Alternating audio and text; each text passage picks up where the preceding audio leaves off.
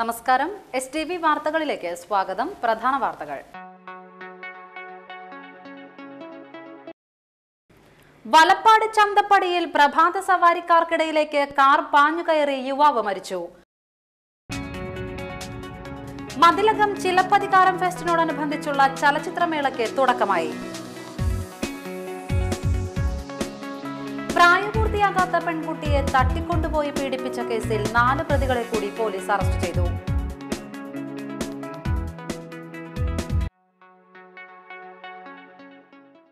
വാർത്തകൾ വിശദമായി.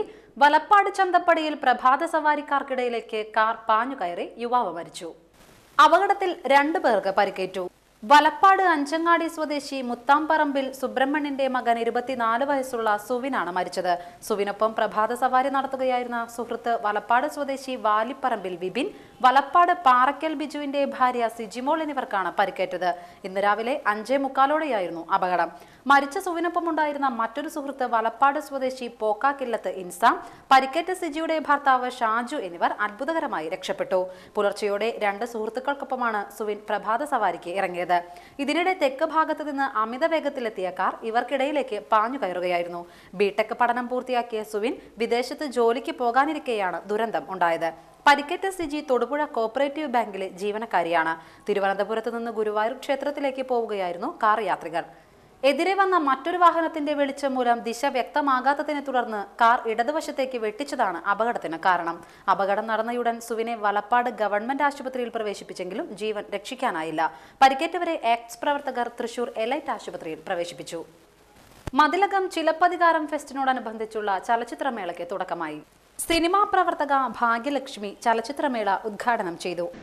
വളരെ നിഷ്കളങ്കരായ ഗ്രാമപ്പുറത്തുള്ള ശരിക്കും സിനിമ എങ്ങനെയാണ് എടുക്കുന്നത്, ഈ സിനിമയുടെ പുറകിൽ എത്രമാത്രം കലാകാരന്മാരുണ്ട്, എത്രമാത്രം സാങ്കേതിക വിദഗ്ധരുണ്ട് എന്നൊന്നും സത്യത്തിൽ നിങ്ങൾക്ക് അറിയില്ല എന്നുള്ളത് എനിക്കിവിടെ വന്ന് കാണുമ്പോൾ തന്നെ എനിക്ക് മനസ്സിലാവുന്നുണ്ട്. എന്നിട്ടും നിങ്ങളെല്ലാവരും വളരെ ആകാംക്ഷയോടുകൂടെ ഇവിടെ വന്ന് ഇത്രയും ആൾക്കാർ വന്നിരിക്കുന്നത് ഒരു വലിയ അതിശയമാണ്. പിന്നെ വലിയ ആഡംബരങ്ങളൊന്നുമില്ലാതെ, നേരത്തെ അധ്യക്ഷ പ്രസംഗത്തിൽ അദ്ദേഹം പറഞ്ഞതുപോലെ കോർപ്പറേറ്റുകളുടെ സഹായമില്ലാതെ ജനാധിപത്യത്തോടുകൂടി നിഷ്കളങ്കമായി ഒരു കൂട്ടം ആളുകൾ ചേർന്ന് സംഘടിപ്പിക്കുന്ന, പ്രത്യേകിച്ച്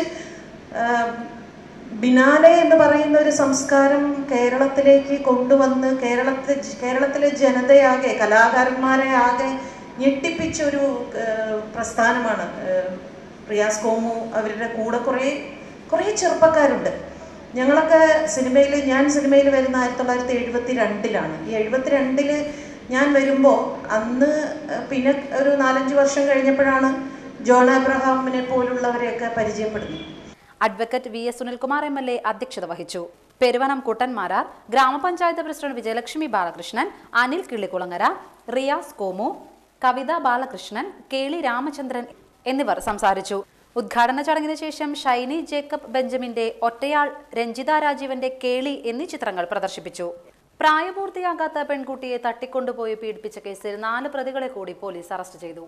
ബാലാവകാശ കമ്മീഷന്റെ നിർദ്ദേശപ്രകാരം ഇരിങ്ങാലക്കുട DYSP PA വർഗീസിന്റെ നേതൃത്വത്തിൽ രൂപീകരിച്ച പ്രത്യേക അന്വേഷണ സംഘമാണ് 4 പ്രതികളെ എറണാകുളം ജില്ലയിലെ വിവിധ സ്ഥലങ്ങളിൽ നിന്ന് അറസ്റ്റ് ചെയ്തത്. നെടുമ്പാശ്ശേരി സ്വദേശി വെങ്ങോലക്കുടി രാജീവ്, ചെങ്ങമനാട് സ്വദേശി വല്ലത്തുകാരൻ വീട്ടിൽ ബിബിൻ കുര്യാക്കോസ്, നെടുമ്പാശ്ശേരി സ്വദേശി വെങ്ങോല വീട്ടിൽ ഗോകുൽ, എളവൂർ സ്വദേശി എരണ്ടക്കേരി വീട്ടിൽ സിബിൻ എന്നിവരെയാണ് പോലീസ് അറസ്റ്റ് ചെയ്തത്. വെള്ളാങ്ങല്ലൂർ സ്വദേശിനിയായ 13-കാരിയെ പീഡിപ്പിച്ച കേസിലാണ് അറസ്റ്റ്. ഈ കേസിൽ നേരത്തെ 5 പ്രതികളെ അറസ്റ്റ് ചെയ്തിരുന്നു. പീഡനവുമായി ബന്ധപ്പെട്ട് 16 പേരെ കൂടി പിടികൂടാനുണ്ട്. കേസിൽ മുഖ്യപ്രതിയായ രാജീവ് മൊബൈലിലൂടെ പെൺകുട്ടിയെ പരിചയപ്പെട്ട് ഇടപ്പള്ളിയിലെ ലുലുമാൾ കാണിച്ചു തരാമെന്ന് പറഞ്ഞ് പെരുമ്പാവൂരിൽ കൊണ്ടുപോയി പീഡിപ്പിക്കുകയായിരുന്നു. കുട്ടിയെ പിന്നീട് പറഞ്ഞുവിട്ടെങ്കിലും ഭയം മൂലം പെൺകുട്ടി പിന്നീട് ബാംഗ്ലൂരിലേക്ക് നാടുവിട്ടു. പോലീസ് നടത്തിയ അന്വേഷണത്തിൽ കുട്ടിയെ പിന്നീട് കണ്ടെത്തി. ഇതേ തുടർന്ന് പോലീസ് പിടിയിലാകാതിരിക്കാൻ പ്രതികൾ വേളാങ്കണ്ണിയിലേക്ക് നാടുവിടുകയും രൂപം മാറ്റാനായി തല മൊട്ടയടിക്കുകയും ചെയ്തു.